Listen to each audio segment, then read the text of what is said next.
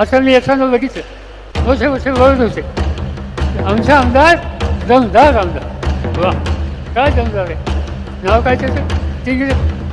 अरे बाबा, तू सांगतो तू कुणाच्या तिकीटावर निवडून आला? त्यावेळेला तुझ्या पक्षाचा नेता कोण होता? त्यावेळेला हा पक्ष कुणी काढला? राष्ट्रवादी काँग्रेस पक्षाची स्थापना ती कुणी केली? सगळं हिंदुस्थानला माहिती आहे. तुझा काय बंदोबस्त करायचा हे लोक करते, त्याची चिंता त्या ठिकाणी नाही.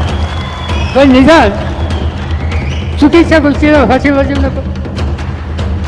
प्रचंड मोठा अपघात आणि अशा वेळेस जे जखमी झाले त्यांना मदत करायच्या ऐवजी हा दिवसा आमदार पोलीस स्टेशनला बसव आणि संशोधन लोकांना याच्यासाठी मजा मागितली होती.